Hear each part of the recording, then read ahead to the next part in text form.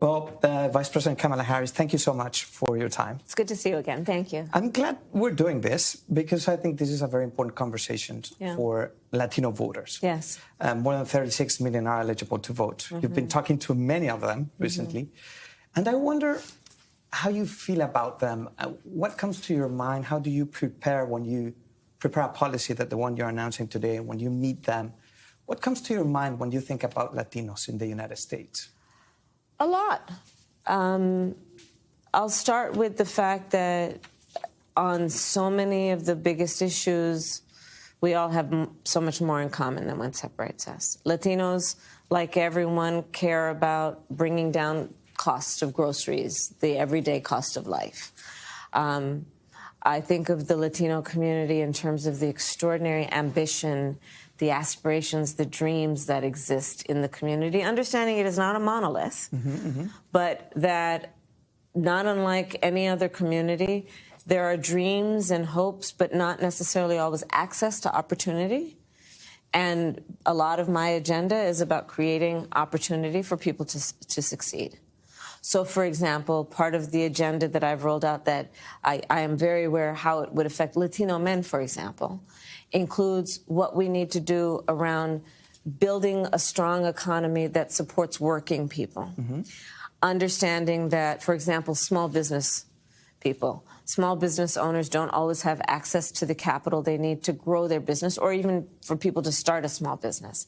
And I know that Latino men often have a more difficult time having access to the big loans from the big banks because of relationships, because of things that are not necessarily grounded in their qualification. So I'm focused on what we can do to bring more capital to community banks that will understand the community and being able to give those kinds of loans. My focus is on small businesses, understanding that right now the tax deduction for a small business is $5,000. Nobody can start a small business on $5,000. So I'm going to grow it so that it's $50,000 tax deduction to start up a small business. Home ownership. Latinos, only half of Latino households are homeowners, right? So part of my plan is to do what we can to give people the opportunity for home ownership, which is about building intergenerational wealth. So my plan includes a $25,000 down payment assistance for first-time home buyers so they can get their foot in the door to home ownership. So my agenda around an opportunity economy will benefit all Americans, but I am also aware of the specific impact on the Latino community. Yes. Now, Paul suggests that you're having shortcomings with Latinos, specifically with Latino men. Why do you think that President Donald Trump has been able to make those gains with Latinos? Listen, Donald Trump has, when he was president, had policies that I think have been very harmful to working people. You know, he gave tax cuts to billionaires and the biggest corporations. He will do that again. But why is he winning with Latino voters? Not winning, but, you know, winning more voters. But this is not my experience. My experience is I talk with Latino voters every day, all the time. And there is an incredible amount of support there. Because Latino voters understand that they want a president of the United States who treats all people with dignity, with respect, and invests in their dreams for themselves and their family. Donald Trump, what did we get from him as president? Family separation policies, deriding and speaking ill of people of certain backgrounds. We look at what he intends to do with Project 2025. I urge your viewers to Google Project 2025. He would cap the cost of we have capped the cost of insulin at $35 a month for seniors. Latinos are 70% more likely to be diagnosed with diabetes. He would get rid of our cap. And he said that immigrants are the enemies and it's terrible. Poisoning the blood of the country, that they eat pets, that's an invasion going on. But still, 40% of Latinos support President Trump. So is that, let's say, is that to his credit, his ability to win votes, or is that more about Democrats failing to connect with Latinos? We are 2 weeks away from the election. My job is to earn the vote of every voter. And I am working to do just that by explaining where I come from and how I intend to lead. I come from a hardworking background. My mother arrived in the United States when she was 19 by herself. And I now sit here 1 generation later as Vice President of the United States. Yes. I understand hardworking people. I understand the dreams people have for themselves and their children. I understand the optimism and the faith that people have in a brighter future and are willing to work hard for that. I believe that Donald Trump does not see the optimism and the capacity and potential of the people in a way that will invest in them and allow them to have the opportunities to pursue their goals and their dreams. And I think that's the big difference. And the words that you rightly referred to that he has used to refer to the immigrant community, I think tells us how he thinks about this community. But also you just have to look at the policies that he had and the policies he is pushing. My job and the job of the media is to make sure that all people have facts and have the right information, and then, of course, they will make a decision. So, of course, your economic policies are very important to a lot of Latino voters who really worry about bringing food to the table. But other voters, Latino voters, come from countries like Cuba, Venezuela, Nicaragua. They escape their countries due to socialism. And dictatorship. And as you know, President Donald Trump has defined you as an extreme socialist that will destroy this country. So where do you stand? How do you define yourself as a progressive, as a socialist, as a moderate? How do you define yourself to these voters? I am a capitalist. I am a pragmatic capitalist. I believe that we need a new generation of leadership in America that actively works with the private sector to build up the new industries of America, to build up small business owners, to allow us to increase home ownership, to allow people and their families to build intergenerational wealth. I believe in supporting workers. I also believe in what we need to do as a new approach that understands, for example, that some of the best jobs that we have available don't necessarily require a college degree. So as vice president, part of my plan includes understanding that skills and experience should be as important as a college degree in determining who is a qualified worker to take on a job. And so let me tell you. So, for example, my approach is to say that we should examine the jobs within the federal government to reassess which ones don't require a college degree, and then I will challenge the private sector to do the same. I am a capitalist who believes not everyone starts out on the same base, but that everyone has the drive, the grit, the work ethic to succeed, and we have to create an economy that gives people an opportunity. I will you don't tell like the progressive or moderate terms to define yourself? I believe in the freedom of people to make decisions about their own bodies and women to make decisions about their own bodies and not have their government tell them what to do. I believe that we must stand strong as the United States of America, support our military, and unlike Donald Trump, should not be referring to service members as suckers and losers. I believe that the United States of America must have a president who does not admire dictators. Donald Trump said he would be a dictator on day one. I believe the United States of America deserves a president of the United States who upholds their oath to protect the Constitution of the United States. Donald Trump said he would terminate the Constitution of the United States. Now, on the first trip you did as the Democratic nominee to Arizona, you said you will be tough on immigration. How does that look like? Well, I have personally prosecuted transnational criminal organizations who have trafficked in guns, drugs, and human beings. I have prosecuted the Sinaloa cartel, the Guadalajara cartel. I understand, based on work I have done for years, the importance of having a secure border. And the work that I will do as President of the United States is to always ensure that we have a secure border and that we have a humane and orderly immigration system. America's immigration system has been broken for a long time, and it can be fixed. There was a bill in the United States Congress that could have done part of that work. Donald Trump killed the bill because he'd prefer to run on the problem instead of fixing the problem. I pledge to be a president who will fix the problem, understanding it's a false choice to suggest we either have a secure border or we have a comprehensive immigration system. We can have both. We must have both. But, I mean, this bill, it includes stricter asylum requirements, more resources for border security, even shutting down the border. All of those are policies that President Donald Trump used during his presidency. So on immigration, has Donald Trump won the argument? Absolutely not. He literally stood in the way of what was at hand, a bipartisan bill, including some of the most conservative members of the United States Congress, that would have put 1,500 more border agents at the border to help those border agents who are working around the clock. It would have allowed us to have the resources to stem the flow of fentanyl, which is killing people in America. And he stood in the way of that progress.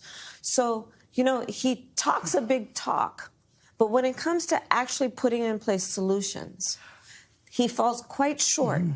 And I think it's very important that we remember also what he did on immigration, child separation policies, policies that were about vilifying people, separating children from their mothers. I hear you, but I think my question is, right now we're talking about border security, and there's nobody, no Democrat, talking about pathway to citizenship, an immigration relief, and the benefits that migrants bring to this country. Oh, but there's no question that migrants bring.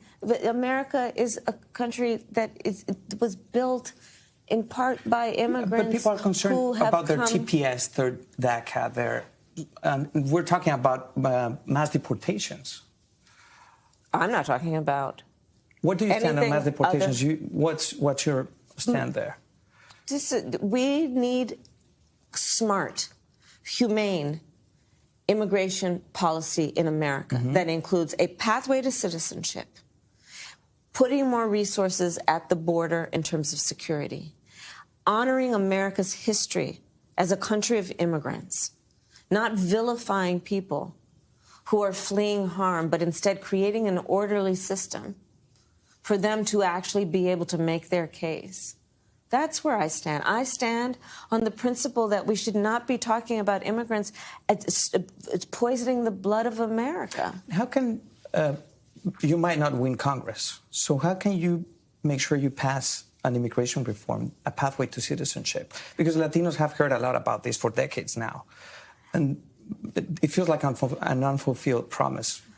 Well, there has been bipartisan support in the past, and I think this election and how Latinos vote can help pave the pathway for the solutions. Donald Trump is not going to push for a pathway for citizenship. He did not in the past. He will not in the future. We know Donald Trump and how he talks about immigration. Yeah. And so I cannot emphasize more strongly. The Latino vote in this election is very important. And I know well enough that the people that we are talking about believe in our country, love our country, are dedicated to its growth, its prosperity, and the opportunity that everyone should have to dignity and the ability to be treated with respect. Yeah. And that is not Donald Trump's future. Donald Trump is trying to take us backward. He is not trying to take us forward. And the Latino vote, when people look at the issues, whether it be who has a plan for working people in America, who has a plan for the children of America. Part of my plan includes expanding the child tax credit so young families get $6,000 during the first year of their child's life. These are the issues that I would ask everyone watching this to take a look at. Who actually has a plan? Go to KamalaHarris.com and you will see 80 pages of my plan that is mostly focused on middle-class working people, small businesses, families, and uplifting the people. Yeah. Donald Trump is a lot of rhetoric. There are some foreign policy questions I have for you that Latino voters care about. Okay. So, Venezuela. President Maduro lost an election in the summer. Yes, he did. Do you have a specific strategy in mind in case he doesn't leave office? Maybe use the military force, because sanctions haven't worked. So what do you have in mind if he doesn't leave office? We're not going to use the U.S. military there, but let me be very clear also.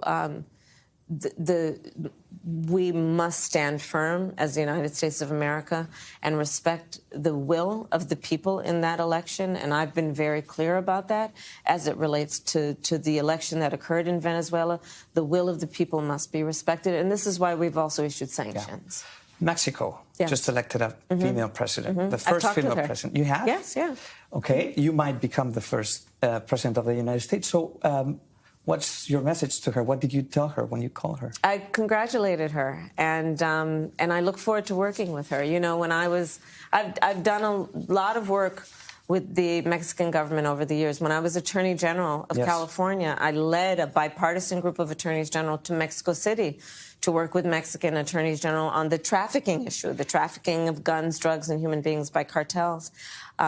She and I have talked about that, about the work that we can do together on a number of issues, including, you know, she's a scientist. She is, yes. And so we actually also talked about the collaboration between the United States and Mexico around, again, investment in the future, investment in technology, investment in science. They just modified the constitution in Mexico, the judiciary system. And Ambassador Ken Salazar even said this might be a danger to the Mexican democracy.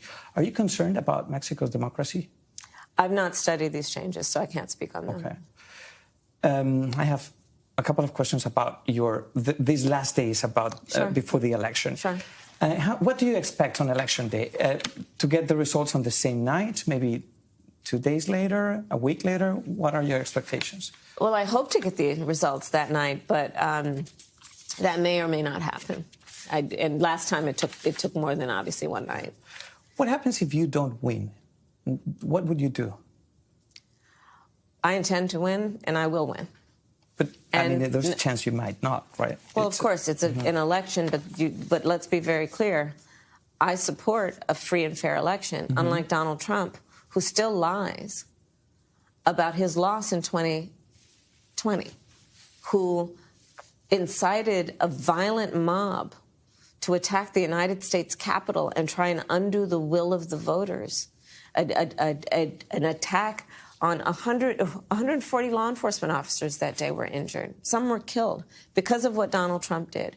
And there are many of your viewers who understand and left a place where dictators would corrupt as the judicial and the democratic systems. Do you have a plan? And when they look at, as they have talked to me about, January 6th, for people who voted for Donald Trump maybe in 2016, January 6th of 2021 was a bridge too far. In fact, I just did an event recently with leading Republicans who are supporting me, who supported Donald Trump in the past, but have said, people who were closest with him, that he is a danger to America, that he is unfit to serve. His former chief of staff who worked with him in the White House, former secretaries of defense, former national security advisor, and former vice president have all said Donald Trump is unfit to be president of the United States and is a danger. And please, let's remember, most recently the reporting,